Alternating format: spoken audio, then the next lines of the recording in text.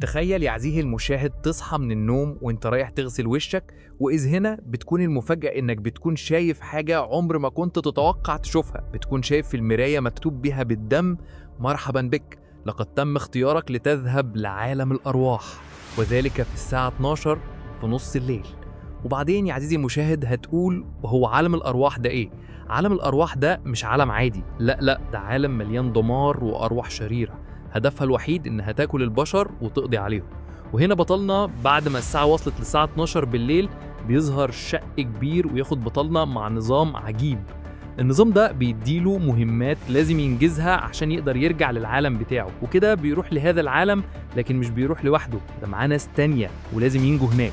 وكده خلصنا؟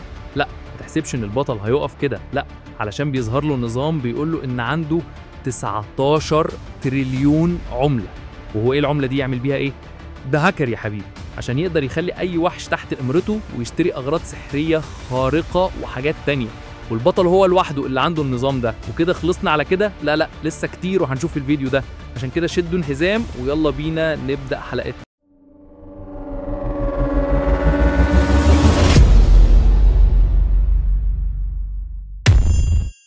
بتبدأ قصتنا مع البطل بتاعنا وانجي، اللي بيفوق من النوم وبيحكي عن نفسه وبيقول: أنا وانجي، والنهاردة بالظبط كملت 3 سنين من ساعة ما رجعت من الموت واترميت في النظام الغريب ده.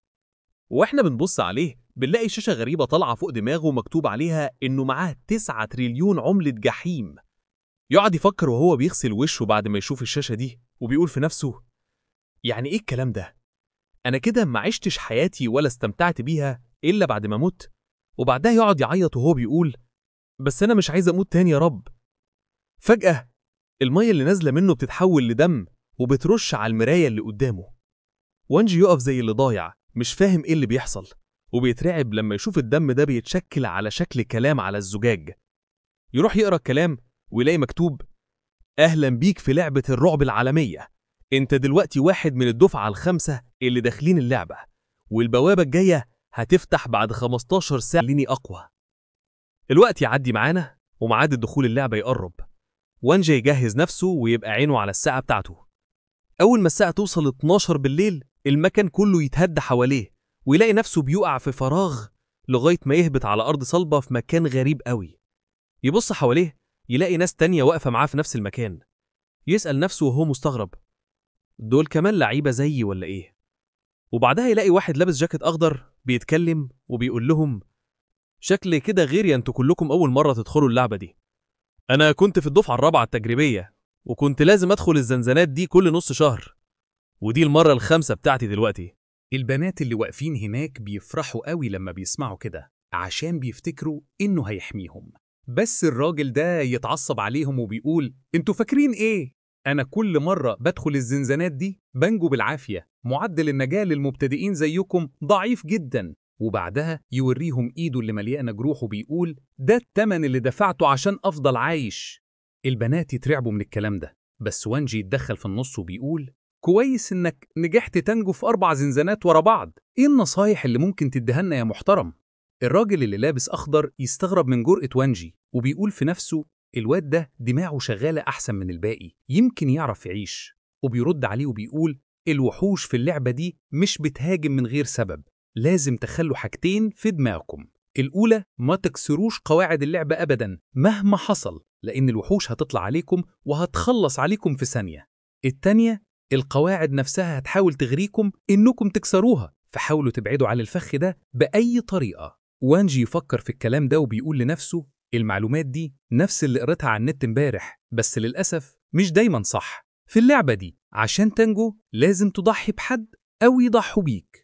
وفجأة وهم بيتكلموا الباب اللي وراهم يتفتح ويطلع منه وحش عجوز كبير وبيقول: أهلا بيكم في شغل هوان كان، أنا المحاسب هنا، وبأمر من صاحب المكان جاي أوزع عليكم المهام بتاعتكم. الكل يترعب لما يشوفه، ووانجي بيقول في نفسه: الراجل ده بارد قوي، أكيد وحش حقيقي. الوحش يكمل كلامه وبيقول: بس قبل ما اديكم المهام في قواعد لازم تعرفوها، لأن القواعد دي هي اللي هتحدد هتعيشوا ولا هتموتوا. بيبدأ الوحش يشرح القواعد وبيقول: القاعدة الأولى، سواحكم أبدا. وانجي يفكر شوية وبيقول واضح إن المحاسب ده خايف من المدير بتاعه، يعني المدير ده أكيد أقوى منه بمراحل ومش هيرحمنا لو غلطنا. الوحش يكمل قواعده وبيقول تاني حاجة، كل حاجة في المحل هنا حالتها زفت وممكن تتكسر بسهولة، ولو حصل كده هتوقعوا نفسكم في مشاكل كبيرة. تالت حاجة، ما تبقوش عصبيين مع الزباين أبداً، لأن الزباين هنا كلهم عصبيين، ولو حد فيهم فقد أعصابه حتى المدير نفسه مش هيقدر يحميكم منهم. يخلص كلامه ويسألهم في حد عنده سؤال عن القواعد؟ لما ما يلاقيش حد رفع إيده يبدأ يوزع المهام، ينادي على الراجل اللي لابس أخضر ويقول له أنت ضخم وعندك عضلات، هتبقى مناسب للشغل في المطبخ والتقطيع. الراجل ينفذ كلامه وهو زعلان قوي، ويبص على وانجي قبل ما يمشي ويقول له في السر خلي بالك من نفسك كويس. الوحش يكمل توزيع المهام ويقول للبنت اللي شعرها أصفر انتي هتبقي مسؤولة عن تنظيف أوض الزباين، ودلوقتي روحي من الباب ده عشان تاخدي الأدوات بتاعة التنظيف. وبعدها يبص على واحد لابس بدلة ويقول له انت شكلك فاهم في الحسابات، روح للدور التاني في الأوضة اللي مكتوب عليها الحسابات واستناني هناك، هعلمك ازاي تشتغل. وبعدين يبص على وانجي والبنت اللي معاه ويقول انتوا الاتنين شكلكم صغيرين وجلدكم لسه ناعم، يعني مش هتنفعوا إلا تكونوا جرسونات. كل اللي عليكم تاخدوا الطلبات وتقدموا الأكل وتشيلوا الأطباق من على الترابيزات، دي حاجة ما تحتاجش تتعلموها. يشاور لهم على الباب ويقول ادخلوا وياريت تكونوا حذرين وما تعملوش أي غلطة جوه.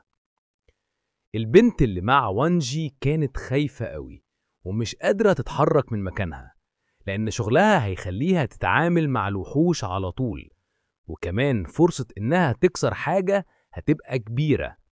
بس فجأة وانجي يشدها من إيدها ويقول لها يلا اتحركي. لما يدخلوا من الباب البنت تشكره قوي وتحاول تعرف له على اسمها، بس وانجي يقاطعها ويقول أنا هناديكي بزي وانتي ناديني بوانجي. ويقول في نفسه اللاعب القديم اللي هنا معرفناش على نفسه، فأحسن حاجة إني ما أقولش اسمي كامل دلوقتي. البنت تستغرب من تصرفه بس تمشي وراه.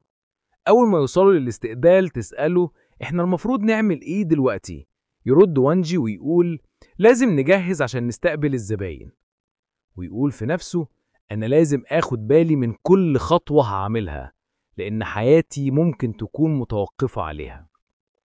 قبل ما يكمل كلامه يتصدم لما يلاقي وحش ظهر فجأة قدامه واقف بيبصله ومبتسم. وانجي يترعب ومش عارف يعمل ايه، فبيقرر يضحك للوحش ويرحب بيه ويقول له اتفضل اقعد على الترابيزة.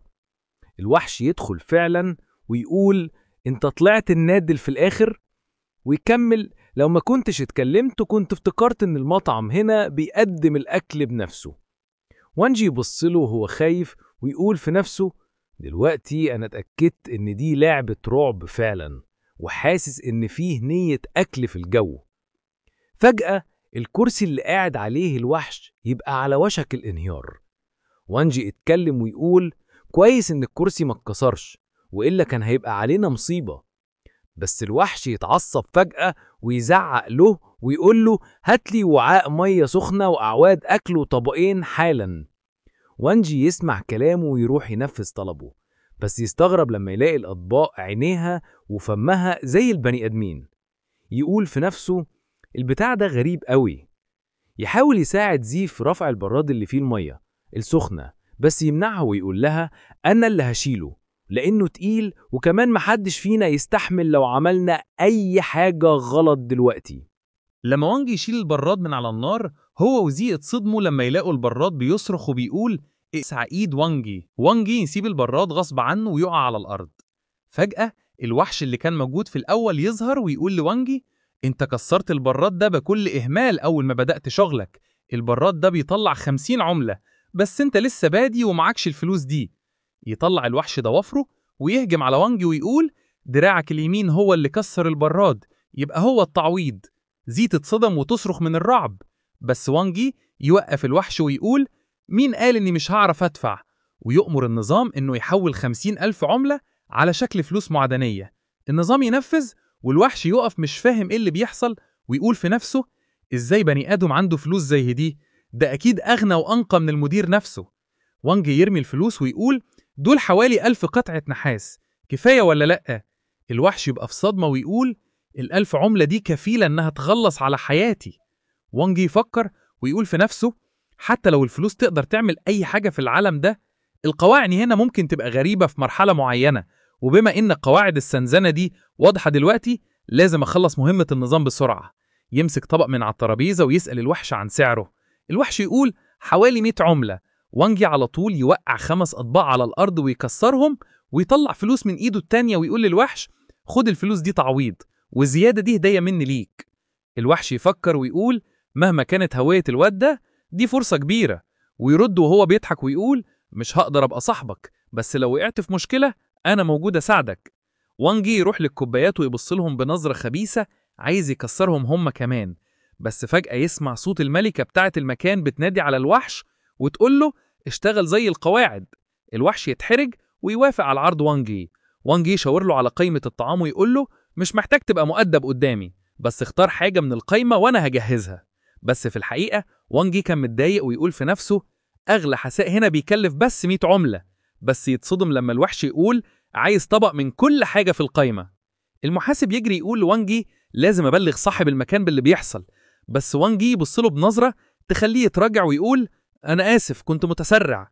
وانجي ينادي على زي ويقول لها الوجبات اللي أقل من 30 يوان مش هنعملها، بس هنعمل طبقين من كل حاجة أغلى من كده. الوحش يبتسم من كتر الأكل اللذيذ اللي هيجيله، والمحاسب يبتسم ويقول لوانجي الحساب هيطلع 880 يوان، بس ممكن أزود صفر. وانجي يرد خليه 10,000 يوان. لما الوحش يخلص أكله ويمشي، وانجي يقف جنب زي وهو زعلان لأن المطعم فاضي دلوقتي، وده معناه إنه مش هيعرف يكمل مهمته. زي تحاول تقول له حاجة، بس وانجي قطعها وهو فرحان ويقول عايزك تعملي حاجة ليا. بعدها زي تقف قدام المحل ماسكة يافطة مكتوب عليها إن الأكل ببلاش. المكان يتملى وحوش، وزي تدخل وتمشي بينهم وتلاحظ إنهم مبسوطين ويقولوا السيد ده كريم قوي. واحد منهم يقول أنا كنت دايما بستهلك طاقتي، بس بعد ما السيد ده ظهر ممكن أقوى بطاقة الإين وأوفر مجهودي. واحد تاني يقول العملات النحاسية دي مش بس جديدة، دي كمان نقية والناس العادية ما تقدرش تجيب زيها. وانجي يحتفل مع الوحوش، وزي تستغرب وتقول ده كان من شوية زينا، إزاي بقى معاه كل الفلوس دي فجأة؟ وانجي ينادي عليها ويشكرها على شغلها ويقول لها اطلبي من المحاسب يقدم حساء كمان للسيد شوكة مكافأة. وبعد شوية وانجي يروح يحاسب على الحساء ويجيله رسالة من النظام إن المهمة نجحت وحصل على 9 زجاجات مية مقدسة. يفرح قوي ويفتح مخزنه يشوف خصائصها ويلاقي إنها بتزود وعيه وقوته الروحية وبتحسن تحكمه في الوحوش. بس في ملحوظة إنه ما يقدرش يستخدم أكتر من 3 زجاجات لأن أكتر من كده ملهاش لازمة. وانجي يطلع الزجاجات وهو مبسوط قوي ويقول ده بالظبط اللي كنت محتاجه، لما تبقى قوي تقدر تتحكم في مصيرك. الوحوش تشم ريحة الزجاجات وتندهش، وواحد منهم يقول المنشط الروحي ده فيه طاقة رهيبة، ثروة السيد أكبر من ما كنا نتخيل. وانجي يرفع زجاجة المية المقدسة ويقول أحييكم كلكم على اليوم الجامد ده. يشرب المية ويحس بنقاء وبراد في جسمه، وتجيله رسالة من النظام إن معرفته الروحية زادت 10 نقاط وقوته الروحية زادت 100 نقطة، وكده بقى سيد وحوش من المستوى الأول. فجأة يجيله مهمة جديدة من النظام يفتحها ويشوف إنه لازم يصرف 30,000 يوان، بس كل مرة ما يقلش عن 320 يوان، والجايزة هتكون عقد تحكم في الوحوش. وانجي يفكر ويقول أنا بقيت سيد وحوش خلاص، ومع العقد ده هقدر أتحكم في الوحوش زي ما أستاهل. الوحش اللي دخل المحل أول واحد كان بيعرق من التوتر وبيقول لنفسه هالة السيد وانجي مش قوية قوي، بس كرمه ده غريب وقادر يشيل مية مقدسة زي دي. أنا خايف إنه يكون شخص قوي بجد بس متخفي. يسند على الترابيزة ويقوم وبيقول في نفسه أنا بقيت وحش بسبب هوسي بالوحوش، ودلوقتي عايز أرد جميل السيد ده. يقف قدام وانجي ويقول له عايز أديك هدية عشان كرمك النهاردة. يديله مراية ويقول دي مراية جودتها غامضة، كانت معايا سنين طويلة بس معرفتش استخدمها، لكن لو ضخيت فيها طاقة الين هتظهر لك وحوش وأماكن ونقاط تجميع طاقة الين القريبة منك. وانجي يقبل الهدية ويمسكها باندهاش ويقول لنفسه المراية دي غريبة قوي، ما بتعكسش أي صورة. يلاقي رسالة من النظام بتقول تم اكتشاف مراية قفل الروح وتم ربطها تلقائيا بالمضيف. الوحش يضحك ويقول أعتقد المراية دي هتبقى مفيدة جدا ليك، كان هيبقى غباء لو فضلت معايا. وانجي يبصله بنظرة خبيثة ويقول لما تشوف إنه عنده مخزن زي ده. فجأة وحش عجوز تاني ينادي على وانجي ويقول أنا كمان عندي كنز ممكن يفيدك. وانجي يروح له ويقول مش محتاج تحترمني بالشكل ده، ويسأله عن الكنز. يقول في نفسه أنا عملت الأكل ببلاش بس عشان أخلص المهمة، بس دلوقتي في مكافآت تانية بتيجي من حيث ما أتوقعش. الوحش يطلع سلسلة ويقول دي سلسلة جماجم الاستياء، اشتريتها من متجر الوحوش، لو لبستها هتقاوم طاقة الين العالية وتحمي روحك، وتقدر تخزن طاقة الين الزيادة وترجعها كضربة مضادة لو عايز. ويكمل يمكن ما تحتاجهاش بس هتبقى حلوة كإكسسوار برضو. وانجي ياخده والنظام يربطه بيه على طول. يقول في نفسه مش قوية زي المراية بس الكنوز الدفاعية دي هي الأنسب ليا دلوقتي. الوحوش التانية تقول مادام ما عندناش حاجة نديهالك هنديك طاقة ين تخزنها في السلسلة. يفتحوا بقهم ويطلع هالة بنفسجية تتخزن في السلسلة. وانجي يشكرهم على كرمهم والوحوش تتحرج من أدبه. زي تبص على الاحتفال ده وتقول في نفسها دي لعبة رعب فعلا، مش عارفة ايه اللي هيحصل بعد كده. المتجر يقفل أخيرا ووانجي وزي يقعدوا مع المحاسب اللي يقول عائد النهاردة 5 أضعاف السنين اللي فاتت بسبب السيد وانجي. بس وانجي مش مهتم وبيبص على الجو الغريب بره ويقول أنا مش مستغرب إن الوحوش دي بتمشي بسرعة قبل الظلام، الجو ده مش أمان أبدا. فجأة صاحبة المكان تتكلم وتقول شغل النهاردة خلص، كلكم تتجمعوا عند الصالة عشان الأكل. وتكمل هتقابلوا باقي الوحوش في المرحلة الجاية، بس خلي بالكم دول مش هيبقوا زي المحاسب. زي تقلق وتقول مش عارفة الباقيين اللي كانوا معانا عملوا إيه النهاردة. فجأة يلاقوا رسالة دم تظهر في الهواء مكتوب فيها إن عدد الناقين دلوقتي 4. زي تزعل وتقول لسه أول يوم و2 ماتوا. وانجي يرد دي لعبة رعب، معدل النجاة فيها ضعيف جدا. يقعد على الترابيزة ويقول في نفسه أنا نجحت أضمن سلامتي مؤقتا بالفلوس، بس لو اتأخرت ثانية كنت خسرت دراعي، والوحوش اللطيفة دي لو ما كنتش دعمتهم بأكل ببلاش كانوا هيخلصوا عليا. يمسك السلسلة ويقول الحمد لله غير العملات، دلوقتي عندي أدوات تنقذ حياتي. المحاسب يقول هنتغدى بعد شوية، دي عادتنا. بس فجأة يسمعوا صوت من وراهم، واحدة تخينة قوي بتقول انت ليه بتعامل مستجد بالأدب ده؟ يبصوا يلاقوها مع البنت اللي كانت معاهم بس حالتها زفت. البنت تدخل وتحاول تطمن على وانجي وزي، بس الست التخينة اللي اسمها تشانج ما تسيبهاش تتكلم وتخليها تقعد بعيد.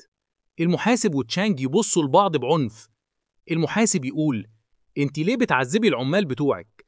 تشانج تطنشه وتقول لوانجي انت نادل، ليه ما متنضفش الترابيزات؟ تمسك المقشة وتقول بعصبية مدام الوحش ضعيف ومش قادر يجبرك أنا هخليك تشتغل. زي تخاف قوي على وانجي بس البنت التانية فرحانة إنه هيتعاقب. وانجي مش مهتم، ماسك كوباية شاي وبيشرب. لما تشانجي يضربه بالمقشة حاجز يظهر حواليه ويصد الضربة. تشانج تتراجع بخوف وتقول انت معتمد على أداة دفاعية متوسطة. تقعد قدامه بعصبية. وانجي يقول في نفسه تشانج دي عندها نية قتل، ولو لقت فرصة هتخلص عليا. اللي مخليني عايش لحد دلوقتي إن محدش يعرف هويتي، بس لو حاولت أتخلص منها المدير هيعرف إني قوي من بره وضعيف من جوه وهيبقى عليا ذنب. فجأة وحش تاني يدخل شكله طباخ. وينجي يقول في نفسه ده أكيد أقوى من تشانج بمراحل. الوحش يزعق للراجل اللي لابس أخضر ويقول له حط الأكل على الترابيزة. الراجل ينفذ وهو محبط. وانجي لاحظ إن دراعه متبهدلة. الطباخ يفتح الحلة ويضحك. جه وقت الأكل. يلاقوا في الحلة عظم وعيون ونضارة بني آدم. زي تطلع العين بأعواد الأكل وهي مرعوبة، والبنت التانية تطلع النضارة وتعرف إنها لمين. الطباخ يسألها: عجبك الأكل؟ تمشي. وانجي يطلب من الراجل الأخضر يقعد جنبه، ويبص للطباخ بعصبية ويقول في نفسه: مهاراته في الطبخ زبالة، بس لو ما أكلناش هيخلص علينا. يشرب نبيذ، والطباخ يلاحظه ويزعق: انت كمان عجبك الأكل ولا لأ؟ وانجي يقوم ويبص للطبق ويقول: أعتقد صعب عليك تشرب الخمرة الزفت دي كل يوم. يرمي الطبق والخمرة تقع على الأرض. الكل يتصدم من جرأته. تشانك تضحك وتقول: شكل السلسلة مش هتقدر تحميه من الطباخ. الطباخ يبصله ويقول له: انت بتحاول تستفزني؟ بس وانجي طلع إزازة مية مقدسة ويقول: أنا أستفزك إزاي؟ أعتقد الخمرة دي هي اللي بتفسد حسك. جرب دي. يحط المية المقدسة في طبق ويطلب منه يشرب. الطباخ يشرب ويحس بشعور جديد، ووينجي يزود له طبق تاني وتالت ويقول في نفسه: المية دي كده كده ملهاش لازمة بالنسبة لي. الطباخ يفرح ويشكره، وزي تتصدم انه بيتعامل معاه بأدب. تاجين تعصب وتقول: ده مجرد بني آدم، ما ينفعش يتقارن بالوحوش، لازم يموت. الطباخ يرد: المشروب ده بيبقى أحلى مع أكل غني بطاقة الين، وجسم البني آدم مش زي الوحوش. يفكر الطباخ ويقول لوينجي: فكرة كويسة. تاجين تزعق: ما تعملش حاجة، كل وحش ليه مهام وانا ما كسرتش القواعد. المحاسب يرد: انت كسرتي القواعد لما انت وينجي من غير سبب. تاجين تعصب وترفع المقشه، بس الطباخ يرمي. وينجي يستغرب ان ذو قتلها، ويبص للمحاسب ليه اللي خايف ويقول في نفسه: لازم استغل الفرصه واهتم بالوحش ده. يطلع سائل احمر ويديه ليه ويقول: شكرا انك اهتميت بيها النهارده. ليه يترعب ويطلع هديه ويقول: ده خشب ين شن ممتاز لصنع اوعيه. وينجي ياخد الهديه ويندهش من جودتها ويقول: دلوقتي وقت المهمه التانيه. يبص لليه ويساله: بكم تبيع الهديه دي؟ ليه يخاف ويقول: اي مبلغ منك كفايه. وينجي يديله 3 لفات عملات نحاسيه، وليه يفرح ويشكره.